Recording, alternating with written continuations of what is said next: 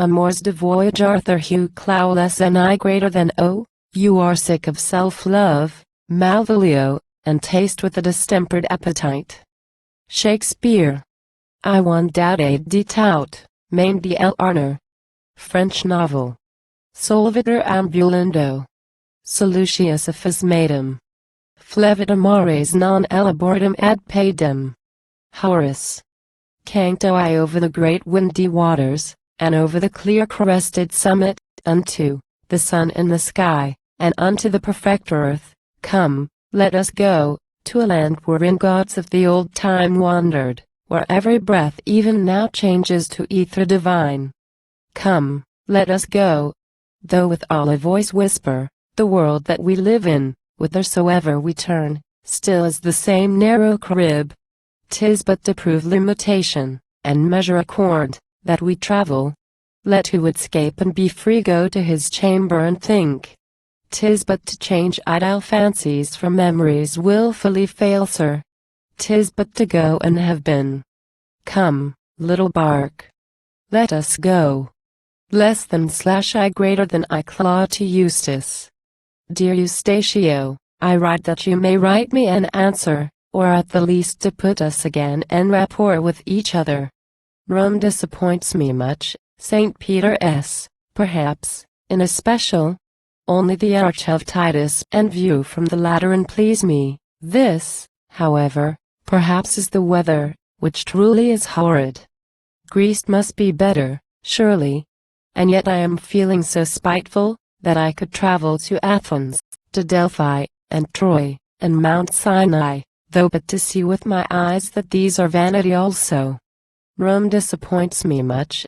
I hardly as yet understand, but rubici seems the word that most exactly would suit it.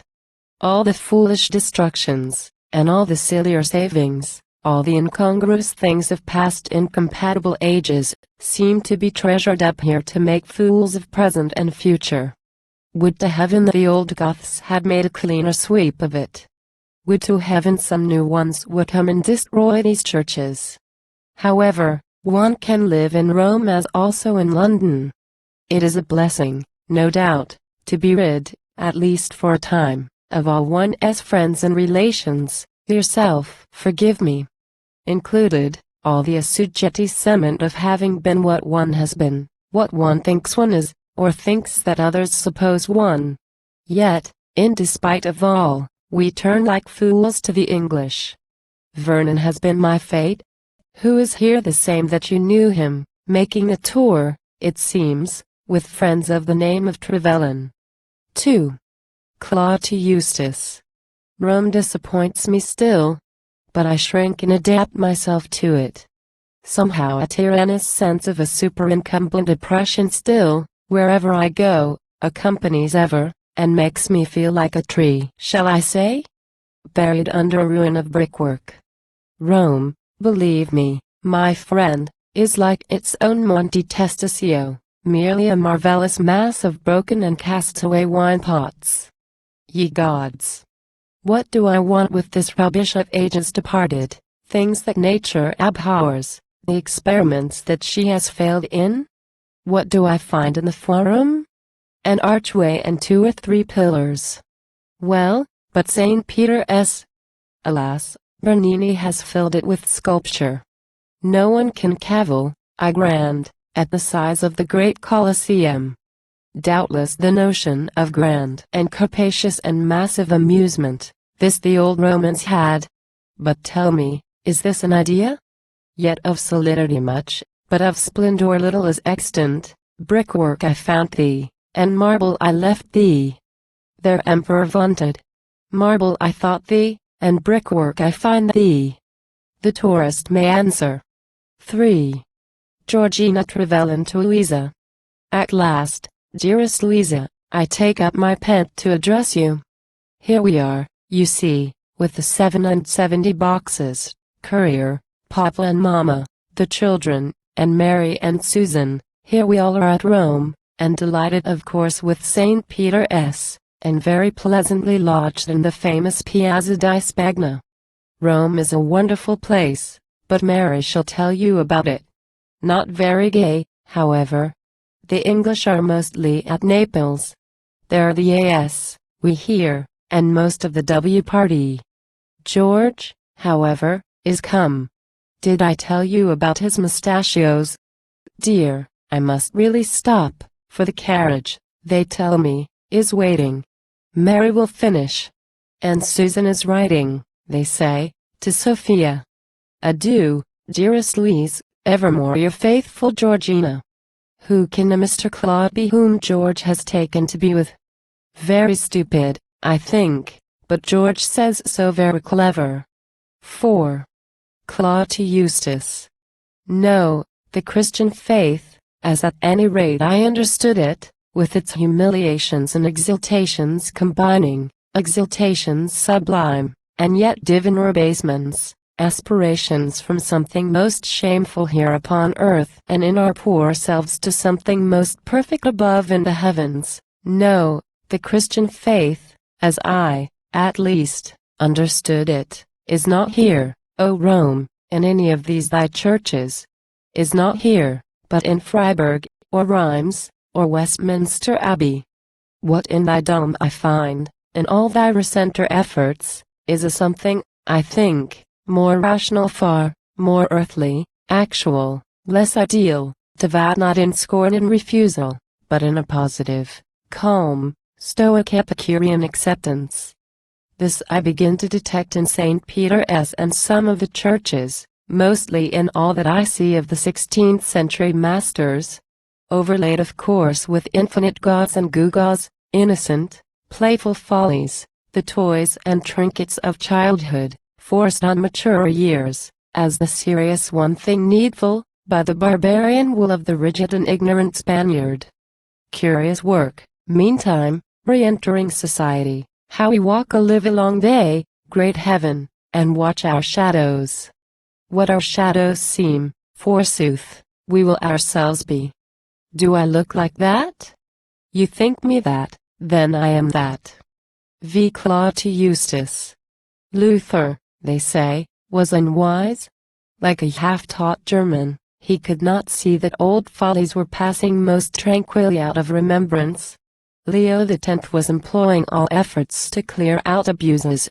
Jupiter, Juno, and Venus, fine arts, and fine letters, the poets, scholars, and sculptors, and painters, were quietly clearing away the martyrs, and virgins, and saints, or at any rate Thomas Aquinas he must forsooth make a fuss and distend his huge Wittenberg lungs, and bring back theology once yet again in a flood upon Europe. Lo you, for 40 days from the windows of heaven it fell. The waters prevail on the earth yet more for 150. Are they abating at last? The doves that are sent to explore wearily fain to return, at the best with a leaflet of promise, fain to return, as they went, to the wandering wave-tossed vessel, fain to re-enter the roof which covers the clean and the unclean. Luther, they say, was unwise? He didn't see how things were going. Luther was foolish, but, O great God! What call you Ignatius? O my tolerant soul, be still. I but you talk of barbarians, Alaric, Attila, Genseric. Why, they came, they killed, they ravaged, and went on their way. But these vile, tyrannous Spaniards, these are here still. How long, O ye heavens, in the country of Dante? These, that fanaticized Europe, which now can forget them, release not this, their choicest of prey, this Italy? Here you see them, here, with emasculate pupils and gimcrack churches of Jesu, pseudo-learning and lies, confessional boxes and postures, here, with metallic beliefs and regimental devotions, here, overcrusting with slime, perverting, defacing, debasing, Michelangelo's dome, that had hung the Pantheon in heaven, Raphael's joys and graces, and thy clear stars, Galileo. 6. Clough to Eustace. Which of three Mrs. Trevelyan it is that Vernon shall marry is not a thing to be known. For our friend is one of those natures which have their perfect delight in the general tender domestic. So that he trifles with Mary's shawl, ties Susan's bonnet, dances with all, but at home is most, they say, with Georgina, who is, however, too silly in my apprehension for Vernon. I, as before when I wrote, continue to see them a little. Not that I like them much or care a bajocco for Vernon, but I am slow at Italian, have not many English acquaintance, and I am asked, in short, and am not good at excuses. Middle-class people these, bankers very likely, not wholly pure of the taint of the shop. Will a table d'hôte and restaurant have their shilling's worth, their penny's pennyworth even? Neither man's aristocracy this, nor God's, God knoweth. Yet they are fairly descended, they give you to know, well connected. Doubtless somewhere in some neighborhood have, and are careful to keep, some threadbare genteel relations, who in their turn are enchanted grandly among county people to introduce at assemblies to the unpennied cadets our cousins with excellent fortunes. Neither man's aristocracy this, nor God's, God knoweth. 7. Clough to Eustace.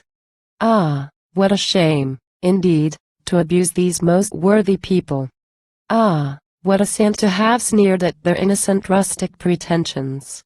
Is it not laudable really, this reverent worship of station? Is it not fitting that wealth should tender this homage to culture? Is it not touching to witness these efforts, if little availing, painfully made, to perform the old ritual service of manners? Shall not devotion atone for the absence of knowledge, and fervor palliate, cover, the fault of a superstitious observance? Dear, dear, what do I say? But, alas! Just now, like Iago, I can be nothing at all, if it is not critical wholly. So in fantastic height, in coxcomb exaltation, here in the garden I walk, can freely concede to the Maker that the works of his hand are all very good, his creatures, beasts of the field and fowl, he brings them before me. I name them. That which I name them, they are, the bird, the beast, and the cattle.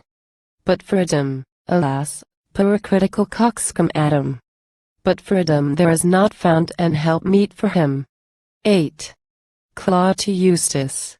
No, great dome of Agrippa, thou art not Christian. Canst not, strip and replaster and daub and do what they will with thee, be so. Here underneath the great porch of colossal Corinthian columns, here as I walk, do I dream of the Christian bull frieze above them. Or, on a bench as I sit and abide for long hours, till thy whole vast round grows dim as in dreams to my eyes, I repeople thy niches, not with the martyrs, and saints, and confessors, and virgins, and children, but with the mightier forms of an older, austerer worship. And I recite to myself, how eager for battle here stood Vulcan, here matronal Juno, and with the bow to his shoulder faithful he who with pure dew laveth of Castalia his flowing locks, who holdeth of Lyssa the oak forest and the wood that bore him, Delos and Pratara as own Apollo. Less than sub greater than 1 less than slash sub greater than 9. Clough to Eustace. Yet it is pleasant, I own it, to be in their company. Pleasant, whatever else it may be, to abide in feminine presence. Pleasant, but wrong, will you say? But this happy, serene coexistence is to some poor soft souls, I fear, a necessity simple. Meat and drink and life, and music, filling with sweetness, thrilling with melody sweet, with harmonies strange overwhelming, all the long silent strings of an awkward, meaningless fabric. Yet as for that, I could live, I believe, with children. To have those pure and delicate forms encompassing, moving about you, this were enough, I could think.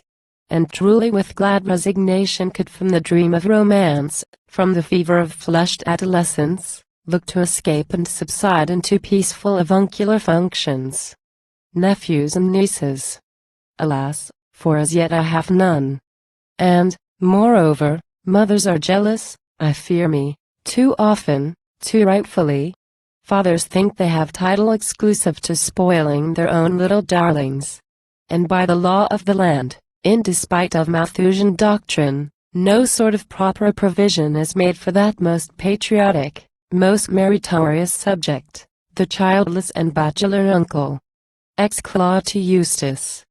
Ye, too, marvellous twain, that erect on the Monte Carvallo stand by your rearing steeds in the grace of your motionless movement, stand with your upstretched arms and tranquil regardant faces, stand as instinct with life in the might of immutable manhood, O ye mighty and strange, ye ancient divine ones of Hellas. Are ye Christian too? To convert and redeem and renew you, will the brief form have sufficed, that a pope has set up on the apex of the Egyptian stone that o'ertops you, the Christian symbol?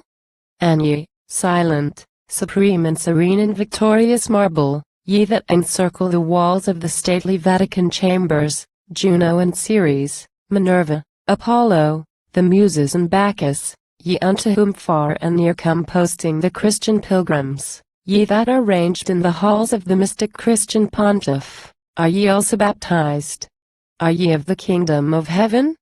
Utter, O someone, the word that shall reconcile ancient and modern? Am I to turn me from this unto thee, great chapel of Sixtus? 11. Clough to Eustace. These are the facts. The uncle, the elder brother, the squire, a little embarrassed, I fancy, resides in the family place in Cornwall, of course. Papa is in business, Mary informs me. He is a good sensible man, whatever his trade is. The mother is, shall I call it fine? Herself she would tell you refined, and greatly, I fear me, looks down on my bookish and maladroit manners. Somewhat affecteth the blue. Would talk to me often of poets. Quotes, which I hate, Childe Harold. But also appreciates Wordsworth.